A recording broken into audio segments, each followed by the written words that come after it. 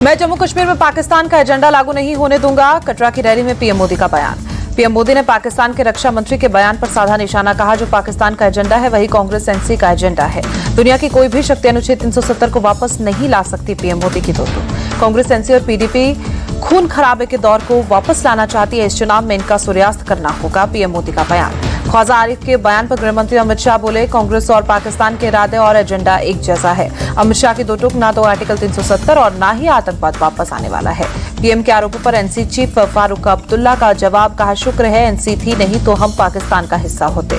ख्वाजा आसिफ को उमर अब्दुल्ला ने दी नसीहत, कहा वो अपना घर संभालें, हमारे चुनाव में दखल न दे। शेर कश्मीर क्रिकेट स्टेडियम में पीएम मोदी ने की रैली, कहा पहली बार बिना दहशतगर्दी के साए में मन रहा है लोकतंत्र का उत्सव।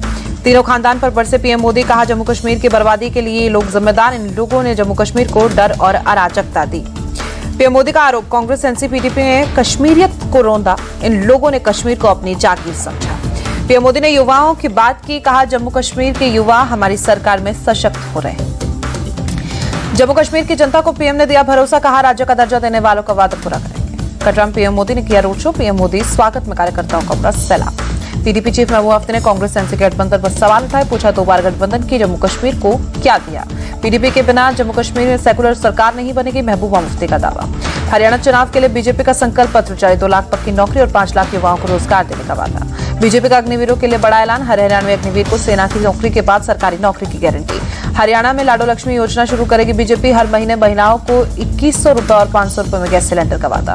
हरियाणा बीजेपी का वादा, 24 फसलों के एमएसपी पर खरीद होगी, शहरी और ग्रामीण क्षेत्र में 5 लाख नए आवास बनाए जाएंगे। बीजेपी चीफ जेपी नड्डा ने कांग्रेस पर साधा निशाना, कहा कांग्रेस के शासन में खर्चा बच्ची सिस्टम था, आज प्रदेश विकास की राह पर है।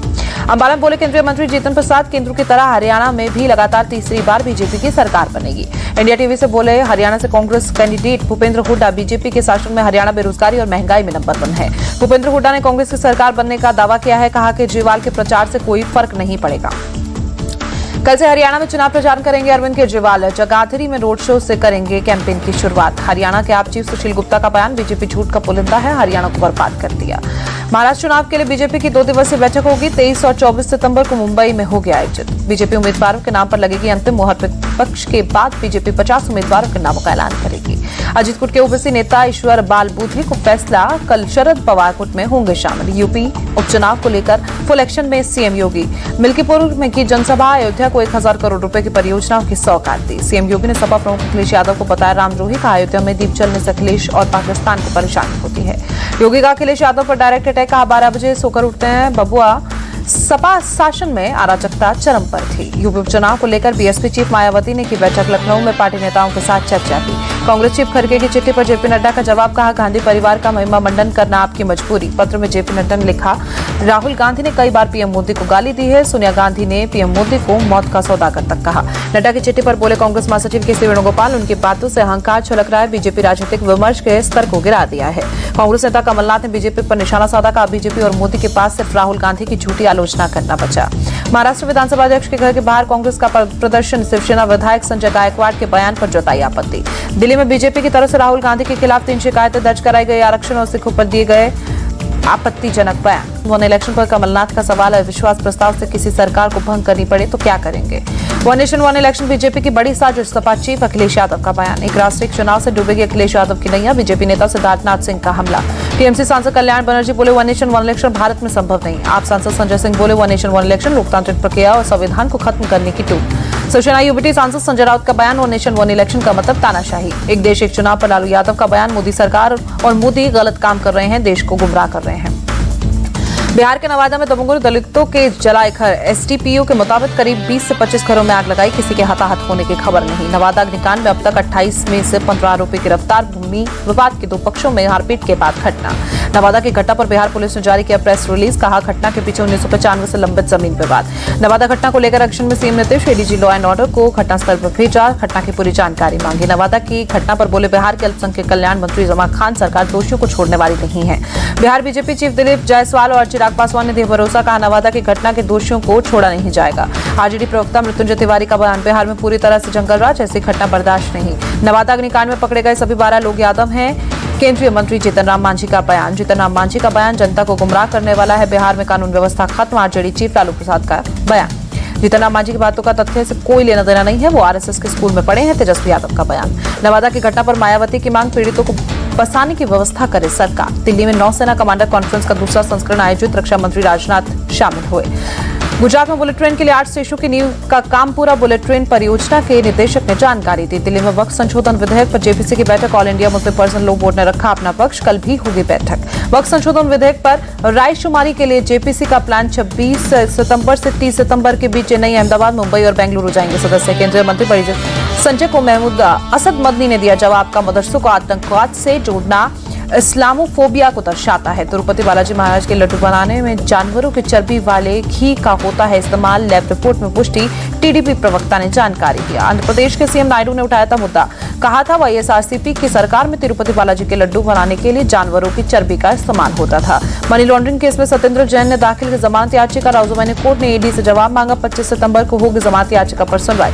बिहार में औरंगाबाद में नक्सली गतिविधियों को लेकर 5 स्थानों पर एनआईए का सर्च अभियान। गया में जेडीयू की पूर्व एमएलसी मनोरमा देवी के आवास पर भी टीम पहुंची।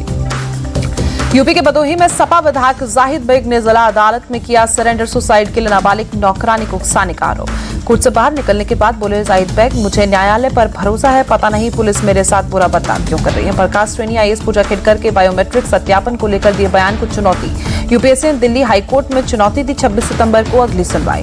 दिल्ली में 22 सितंबर से जनसंपर्क अभियान शुरू करेंगे अरविंद केजरीवाल। पुलिस से जंतर मंतर पर प्रोग्राम के लिए परमिशन मांगी। 21 सितंबर को दिल्ली के सीएम पद की शपथ लेंगे आतिशी। आतिशी के साथ सभी मंत्री भी शपथ लेंगे।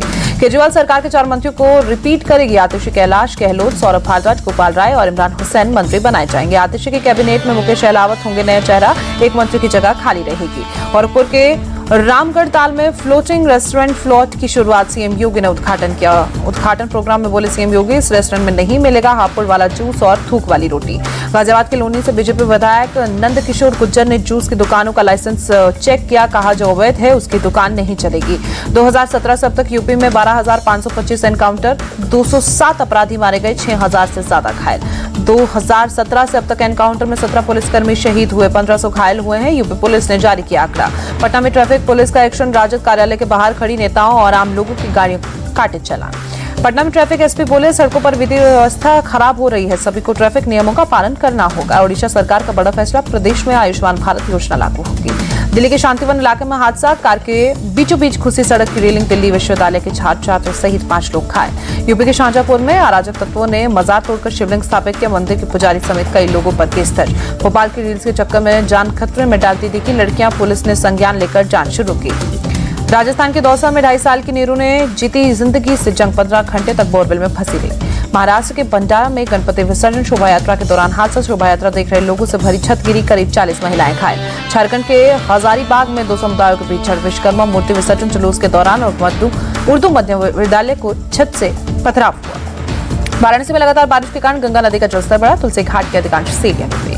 बंगाल में पिछले 3 सालों में प्री मानसून वर्क नहीं हुआ है, बीजेपी नेता शुभांशु अधिकारी का बयान। यूएस डॉलर के मुकाबले 10 पैसे मजबूत हुए रुपए, 1 डॉलर की कीमत 83 रुपए 66 पैसे। सेंसेक्स और निफ्टी ऑल टाइम हाई पर हुआ बंद, सेंसेक्स 83 और निफ्टी 25,000 के पार बंद। भारत बांग्लादेश के बीच चेन्नई टेस्ट का पहला मैच, टीम इंडिया ने पहली पारी में 6 विकेट खोकर बनाए 339 रन। आर अश्विन और रविंद्र जडेजा के बीच 195 रन की नाबाद साझेदारी, अश्विन 102 और जडेजा 86 रन बनाकर क्रीज पर पहुंचे। फिल्म इमरजेंसी को लेकर बॉम्बे हाईकोर्ट ने सीबीएफसी को लगाई फटकार, का 25 सितंबर तक सर्टिफिकेशन पर ले फैसला। बॉम्बे हाईकोर्ट को दी 2 टूक, अर्थव्यवस्था का हवाला देकर क्रिएटिव फ्रीडम को नहीं रोका जा सकता। मॉर्निंग वॉक के दौरान एक्टर सलमान खान के पिता को धमकी मिली, पुलिस ने दोनों बाइक सवार युवकों को पकड़ा। युवकों से पूछताछ के बाद मुंबई पुलिस का बयान, युवकों ने सिर्फ शरारत की थी और दूसरा कोई एंकर।